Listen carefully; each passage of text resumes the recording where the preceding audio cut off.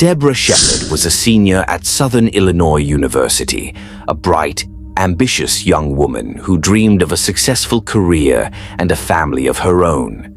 With a kind heart, a strong will, and a future full of possibility, she was, according to her friends, warm, intelligent, and determined. Someone who was going to make a difference in the world. She was getting her degree, was going to parties, and making memories with her friends, just like any college student. Her family was already proud of all that she had done so far. They just were waiting for the day when they would watch her walk across the stage in her graduation gown. That never happened. All changed on this fateful night back in 1982. It was a quiet evening in Carbondale, Illinois. Deborah had spent the day as she usually did, attending classes, studying, and perhaps chatting with friends about plans for the future. She lived off campus in an apartment complex, a place that was supposed to be safe. But that night, an unimaginable horror unfolded behind closed doors. A predator lurked in the darkness. The details of that night are grim. It would be proven later that Deborah had been horribly attacked inside her home, being strangled to death in such a cruel and violent way, a cruel, violent end to a life filled with so much promise. Her body was found the next day. The scene was horrific. There was evidence of a struggle, yet no clear indication as to who had forced his way into her life and stolen her future. The investigation began immediately. But in 1982, forensic technology was limited. Police worked around the clock, interviewing potential suspects, combing through evidence, and trying to piece together the last moments of Deborah's life. But the trail ran cold. Her family was devastated, her friends mourned, and vigils were held on campus. But as the years went by, Deborah's case remained unsolved. It became a painful memory, a question with no answer. For decades, the name of Deborah Shepard was whispered in sorrow, a promising life cut short, a case left open. But justice has a way of catching up, even if it takes years. More than 2 decades later, forensic technology had taken big leaps. By the early 2000s, DNA was a major clue to closing murders that seemed once impossible to be solved. At this point in time, Deborah Shepard's case was opened again in order to investigate on evidence that could have been kept. A DNA profile was constructed from the scene of the crime. That DNA profile was uploaded into the Nationals. And then, a match. The name that came out of it? Timothy Crutchier, career criminal, serial predator now, suspected of the murder of Deborah Shepard. It wasn't somebody with a petty criminal record that law enforcement had on Crutchier. He was in and out of prison over several years on everything from multiple counts of burglary to sexual assault. But when the time came when Deborah got murdered, he seemed to evade apprehension. It wasn't until police finally confronted Crutchier with the evidence that he didn't immediately confess. He was smart, calculating. He wanted to know how much they knew. Investigators played a cat-and-mouse game, pressing him, revealing just enough to keep him talking. But he denied it. He asked for an attorney. The interrogation ended. Frustrating was the word that best described this turn of events for the hard-working detectives. They had all the evidence that they needed. However, it would need to go to court without a confession. Deborah's family would be made to relieve the nightmare in a courtroom. Then came a surprise. The next day, Crutchier wanted to talk with police again, and this time he confessed. In chilling detail, he described what had happened that night back in 1982, how he had been following his victim, how he'd forced his way into her apartment, how he had taken her life. After 25 years, Deborah Shepard's killer had finally been unmasked. Timothy Crutchier was charged with the murder of Deborah, along with many cold cases that were attributed to him. His crimes crossed several states, and with each of his confessions, the number of his victims increased. In 2007, Crutchier pleaded guilty to the murder of Deborah Shepard. He was sentenced to life in prison, with no possibility of parole. To Deborah's family, finally, there was some relief, but also pain. Justice had finally arrived, but it had taken decades. Wounds of loss never really heal, and no sentence could bring her back. Krychir himself was nearly emotionless in his approach. When asked how it felt to finally have been caught after all these years, he did not show any emotion. He has lived freely for decades while his victims remained buried in the past.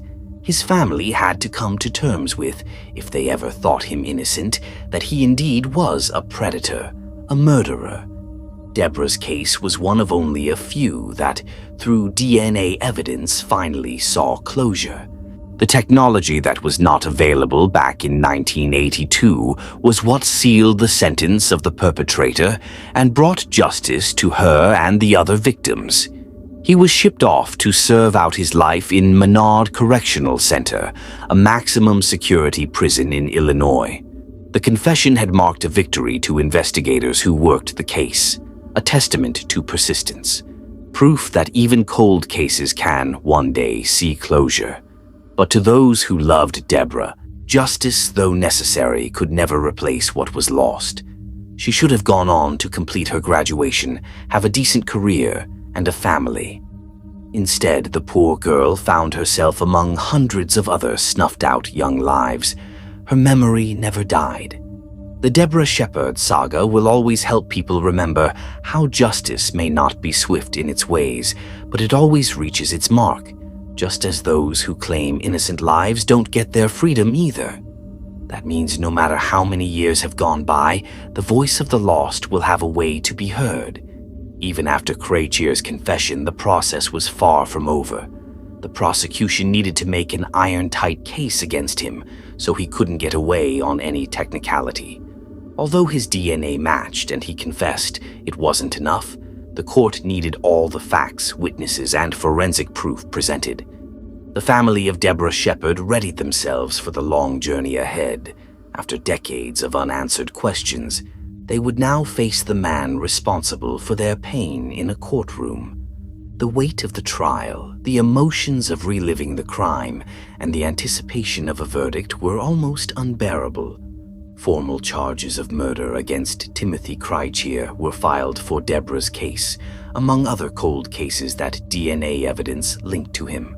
The prosecutors in Illinois, Missouri, and Pennsylvania coordinated their efforts to see that he accepted responsibility for every life he had taken. The defense tried to argue during pre-trial hearings that he had been coerced into giving his confession, that he was manipulated into talking.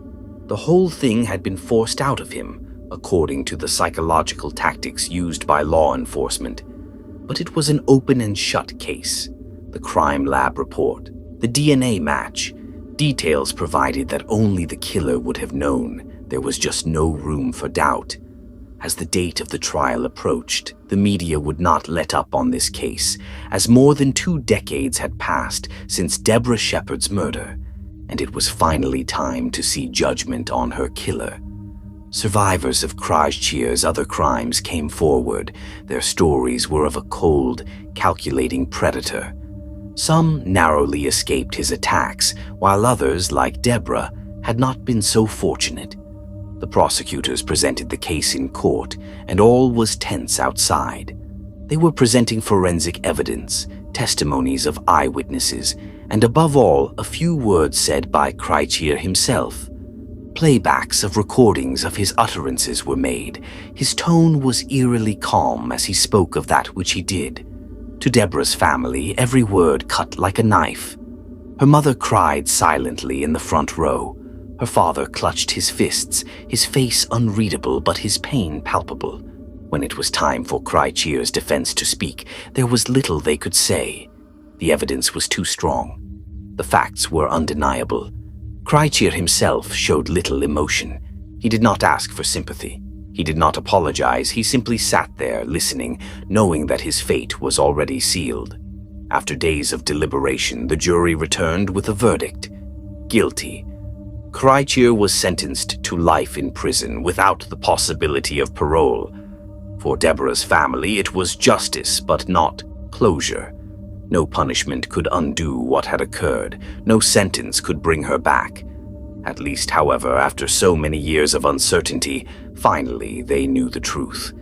Krychir was then sent to the notorious maximum security Menard Correctional Center in Illinois, where he would be locked behind bars for the rest of his life, deprived of the freedom he'd stolen from so many others. But even in prison, the story was not over. In the years following his conviction, Krychir gave a few interviews from prison. His demeanor was still disturbingly detached. When asked why he had killed, he gave vague answers, sometimes blaming his childhood, sometimes claiming he didn't know why he did what he did. But there was no remorse, no regret.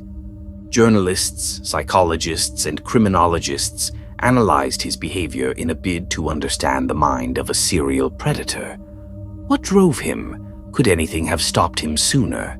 Meanwhile, the victims' families lived through their grief for some.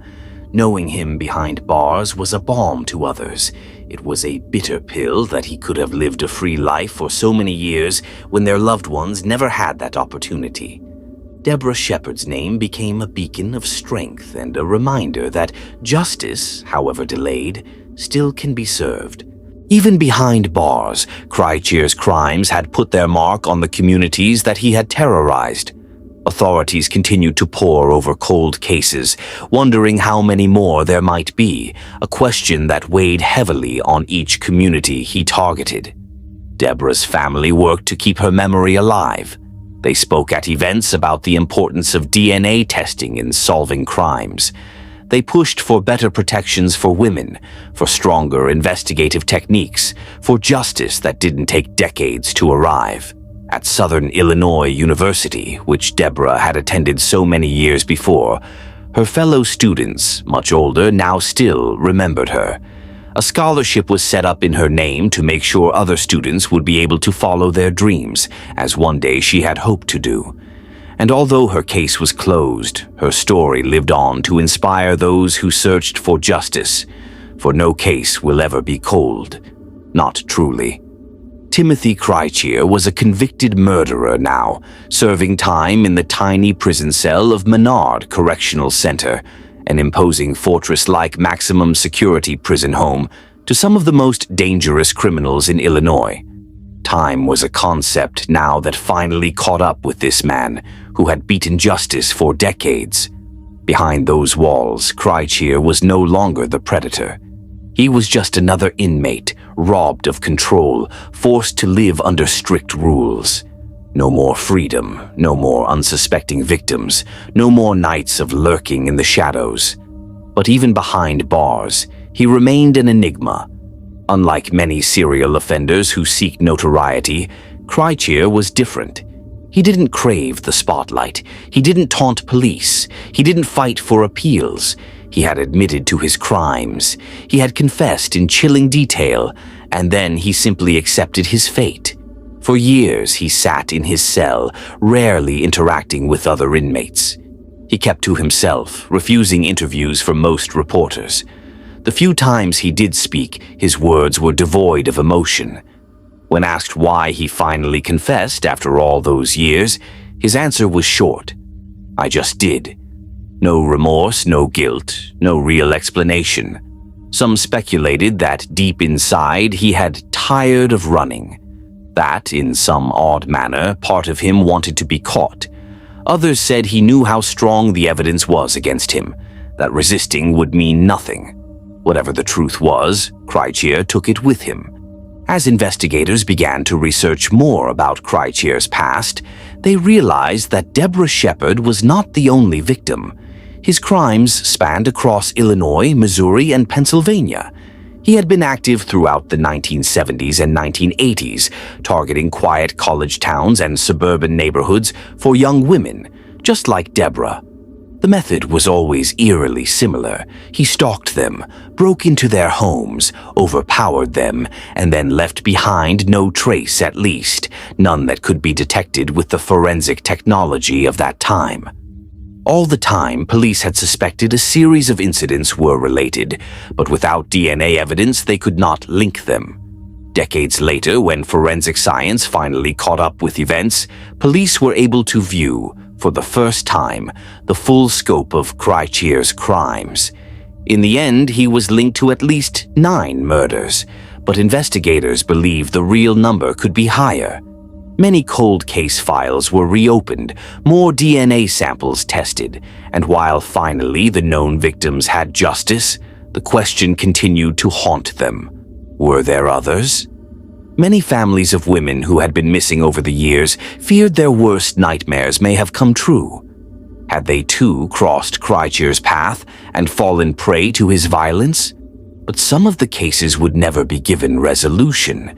Some families would simply never know their truth. The conviction was relief to the family of Deborah Shepherd, not peace. The parents had grown old waiting for justice. Once young and hopeful, they aged through the years. Her siblings, once children who played with her, now had children of their own, and those children would only ever know their aunt through stories and faded photographs. As her mother once said in an interview, "I spent years wondering if he was still out there, hurting someone else's daughter. Now, at least, we know he can never hurt anyone again." Other families echoed the same bittersweet emotions. Some were angry that Crycheer had lived freely for so long. Some were simply exhausted from the years of unanswered questions. And some, despite everything, still struggled to accept that he had finally been caught. The victims' families had packed the courtroom during trial. Some had eyed him with hate, others silently weeping. Still, all shared the same thought that day, while the guilty verdict was read. It's over. Not the pain, not the loss, but the waiting. The endless waiting for justice had finally ended. As time passed, Crycheer faded from public memory. Unlike other infamous serial killers, he didn't leave behind books, interviews, or fanatics obsessed with his crimes. He simply disappeared into the prison system. Occasionally, journalists would inquire about him. Prison records showed that he remained in Maynard Correctional Center, serving out his life sentence without the possibility of parole. There were no appeals, no legal battles, no attempts to overturn his conviction. Just silence.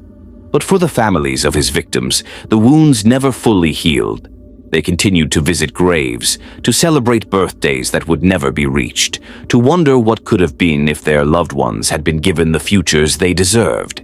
For Deborah Shepherd's family, every holiday, every milestone was a reminder of what had been stolen. But they also found strength in the fact that her case had not been forgotten. Her story had helped change forensic investigations. Her name had helped solve other cold cases. And her memory lived on, not as a victim, but as a symbol of justice. Because in the end, justice had come. Late, painfully late, but it had come. And for those who had waited decades for it, that was enough. Deborah Shepherd's case became a defining example of why cold cases should never be abandoned. Her murder was unsolved for over 25 years, yet forensic advancements and persistent detectives brought long overdue justice. Bruce Blackwood was a man of routine. At 55 years old, he had built a stable life as a landlord and manager of an off-track betting parlor in New York. He was reliable, responsible, and never missed a day of work without reason. So, when he made an unexpected phone call to his job on Monday morning, claiming he had slipped in the bathtub and hit his head, his co-workers were concerned. Bruce had never called out before. His voice was brief, and something about the way he said it didn't sit right. When he failed to show up the next day and the next, worry turned into panic. No one had seen or heard from him. His phone went straight to voicemail. His apartment showed no signs of disturbance. It was as if Bruce Blackwood had vanished into thin air. His family sprang into action. His brother, sensing something was deeply wrong, went to the police and reported him missing. Friends and loved ones gathered to conduct their own search. They printed flyers with Bruce's face, plastering them on trees, telephone poles, and storefronts. They knocked on doors, stopped strangers on the street, and pleaded for information. But nothing came. Bruce, a man who never disappeared without explanation, had simply ceased to exist. Detectives began their investigation by looking into Bruce's personal and financial life. By all accounts, he was well off. He owned multiple properties across New York, assets worth hundreds of thousands of dollars. He lived comfortably, yet modestly, never flaunting his wealth. Importantly, he had no known enemies. Friends described him as kind and fair, someone who worked hard and expected the same from those around him. If something had happened to Bruce, it wasn't because he was reckless or put himself in danger.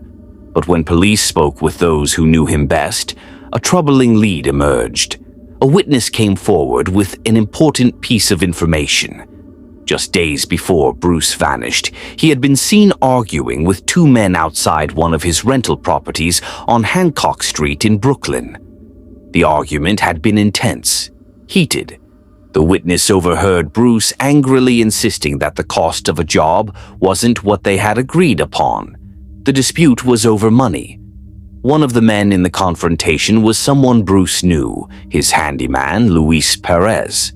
The other was an unfamiliar face, but the witness believed he had worked on Bruce's property before. The police immediately turned their attention to Perez. He had been working on Bruce's building, and now Bruce was gone. Detectives visited Hancock Street and spoke with him. Calmly, Perez invited them into his third-floor apartment. He seemed cooperative and unconcerned. When asked if he had seen Bruce, he claimed he had. He explained that Bruce had visited the building on the day he disappeared to discuss renovations. They had a normal conversation before Bruce left, getting into a black Toyota Camry driven by a man named Mike. There was just one problem. No one in Bruce's life knew a Mike. His co-workers, his friends, his family, none of them recalled him ever mentioning anyone by that name. The story didn't add up. But even more troubling was what police found when they checked Bruce's financial records. Bruce had recently reported missing checks at his credit union. 13 checks had been fraudulently signed and cashed. 12 of them had been made out to Luis Perez. The last one had gone to Martin Rodriguez, Perez's assistant. Altogether, the stolen money totaled $7,700. Bruce had clearly been tracking the theft. He knew someone was stealing from him, and it wasn't hard to determine who. Investigators now believed Bruce had confronted Perez about the missing checks, and that confrontation had cost him his life. But there was a major obstacle in the case. There was nobody. Without a body or physical evidence of a crime, proving murder would be difficult. Police obtained Bruce's phone records, searching for anything that might confirm their suspicions. Then they found something chilling. The call Bruce had made to work, the one where he claimed to have slipped in the bathtub, had not come from his home. It had been placed near the Hancock Street property, just 2 blocks away. Bruce had already been at the building that morning. Investigators believed he never left. A search warrant was secured for the Hancock Street apartment. Crime scene investigators scoured the space, ripping up carpets, dismantling drain pipes, checking every possible place where forensic evidence might be found. They were looking for blood, DNA, any sign of a struggle. But there was nothing. It was as if Bruce Blackwood had never been there. For now, all they could charge Luis Perez with was grand larceny and forgery. But police weren't done. The break in the case came from an unexpected source, Luis Perez's daughter. She had a complicated history with her father. Years earlier, he had served 10 years in prison in Massachusetts for trying to kill her and her mother. She had always feared him, and now she feared that he would hurt someone again. When she learned that her father was being investigated for Bruce Blackwood's disappearance, she knew in her heart that he was guilty. And so she made a decision. She would help the police bring him down. Detectives handed her a small recorder and asked if she would be willing to get him to talk. She agreed. What she recorded was beyond horrific. In his own words, Luis Perez confessed to murdering Bruce Blackwood. He admitted that Bruce had confronted him about the stolen checks and that he had decided to silence him. He described tying Bruce to a chair, holding him down as he struggled. When the fight left Bruce's body, Perez realized he had to get rid of him. He laid out thick plastic, the kind used for construction work, and then, in his own words, he went to work on him. A saw, a machete, a body cut into pieces. Perez detailed how he carefully packed Bruce's remains into garbage bags. To avoid detection, he paid several homeless individuals to dispose of them across various locations in New York. They had no idea what they were carrying. By the time investigators realized what had happened, it was too late. Bruce Blackwood's body had been scattered and discarded with the city's trash. His remains were never found. With this damning evidence, Luis Perez was arrested and charged with second-degree murder. His trial began, and key witnesses took the stand. His own daughter testified against him, recounting in chilling detail the confession he had made. The jury listened to the recording of Perez's voice as he casually described the gruesome way he had disposed of Bruce. It took them less than 3 hours to reach a verdict. Guilty. Luis Perez was sentenced to 25 years to life in prison. He was sent to the Attica Correctional Facility, where he remains to this day. His daughter never spoke to him again. His family disowned him. For Bruce Blackwood's family, there was justice, but not closure. His brother would never have a grave to visit, never have a place to mourn. The way Bruce was taken, the way his remains were desecrated, was something no one could ever truly heal from. "I didn't even have a body to bury," his brother later said. "My brother was chopped up, treated like garbage." Bruce Blackwood's name lives on, but his story remains one of the most tragic and horrifying cases in New York's history. His family lost him in the most brutal way imaginable, and to this day, they continue to grieve the man they loved, taken too soon, his body lost to the streets of the city he once called home. In the years that followed, the case of Bruce Blackwood remained a haunting memory for those who had known and loved him. His family, while grateful for justice, lived with the painful reality that they would never be able to lay him to rest. The gruesome details of his murder, the cold and calculated way Luis Perez had disposed of his remains, left scars that could never truly heal. Bruce's brother, who had led the search for him in those early days, struggled with the way everything had unfolded. He had held on to hope for so long, searching tirelessly, only to be met with an unthinkable truth. Even with Perez behind bars, he found it hard to accept the outcome. His brother had been reduced to nothing more than scattered remains, thrown away like trash. It was a fate too cruel to comprehend.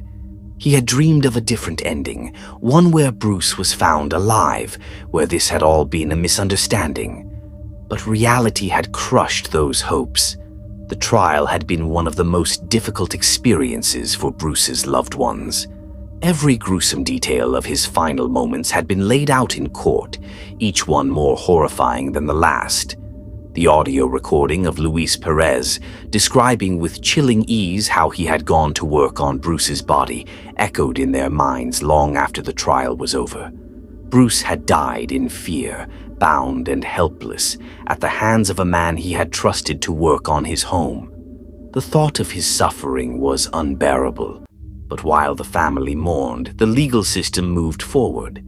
After his conviction, Luis Perez was sent to Attica Correctional Facility, a maximum security prison in upstate New York. It was a fitting place for a man who had committed such an unspeakable crime.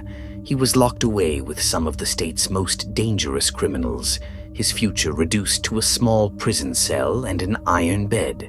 Perez never showed remorse for what he had done. In interviews following his conviction, he maintained his innocence, claiming the confession was taken out of context. But the evidence had spoken louder than his words. The jury had believed his own daughter over him. They had listened to his voice describing the murder in detail. There was no doubt in their minds that he was guilty. For his daughter, the trial had been an emotional reckoning. She had lived in fear of her father for years, knowing the violence he was capable of.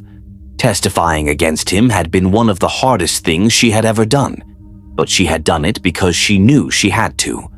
Her mother had barely survived his wrath years earlier, and she had no doubt he would have continued hurting people if he had not been stopped. In her eyes, putting him behind bars wasn't just about justice for Bruce Blackwood. It was about ensuring no one else would ever suffer at his hands. Martin Rodriguez, Perez's former assistant, had also testified against him. He had been terrified of Perez, afraid that he would be blamed for something he hadn't done.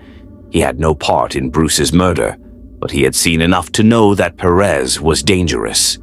When he took the stand, his hands shook as he spoke about the last time he had seen Bruce alive. He had been on edge since Bruce's disappearance, constantly looking over his shoulder. But after Perez's conviction, he was finally able to breathe again. Years passed and life moved on, but the memory of Bruce Blackwood's case never faded. His story was covered in true crime documentaries, news articles, and investigative reports.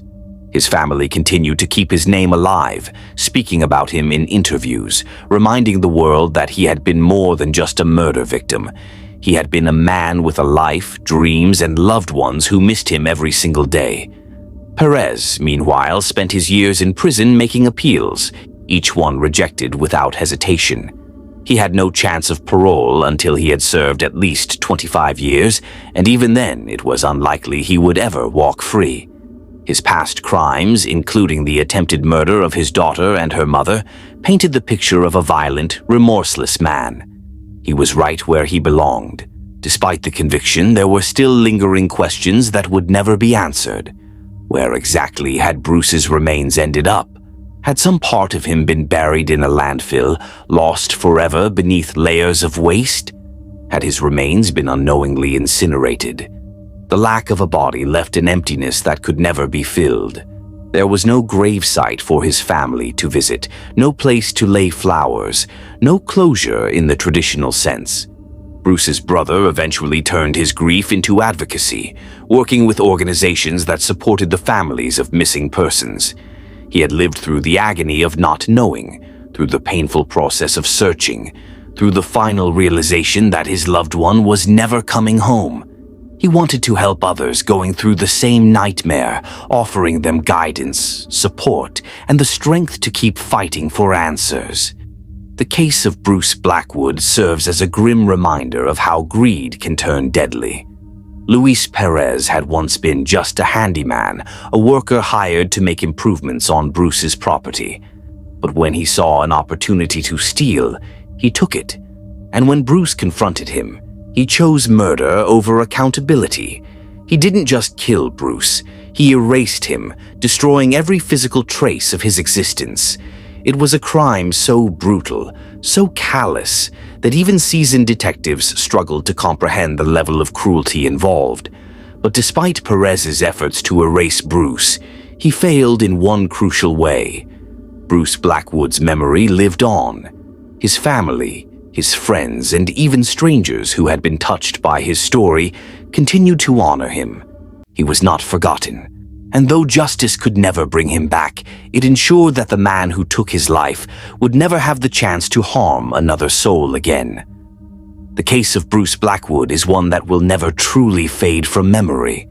It is a story of a man who worked hard, built a life for himself, and was ultimately betrayed by someone he trusted. A story of justice served, but never full closure. His family continues to mourn, not just because they lost him, but because of the brutal way he was taken, his body reduced to nothing, his remains discarded like garbage. Even with his killer locked away, the pain of not having a place to lay him to rest lingers. Luis Perez, now deep into his prison sentence, will likely never walk free again. Unfortunately, that life was Bruce Blackwood's. But while the justice system did its part, cases like Bruce's serve as a sobering reminder that not every victim's story ends with a conviction. Across the world, there are families still searching for their loved ones, still holding on to hope, still demanding answers. For every case that is solved, there are countless others that remain cold, their victims' voices unheard. That is why we must continue to seek justice for those who can no longer speak for themselves. We must support families of the missing, push for stronger investigations, and never let the names of those who have been taken be forgotten. If you or someone you know has information about a missing person, come forward. If you suspect something is wrong, speak up. Because in the end, justice only comes when we refuse to let these stories go unheard. Bruce Blackwood was more than just a victim. He was a brother, a friend, a hard-working man who deserved so much more than the fate he met. And though he may never have a grave, his name will live on. Let us remember him, not for the way he was taken, but for the fight to ensure his killer was held accountable. Because every missing person deserves to be found, every victim deserves justice, and no one should ever be forgotten.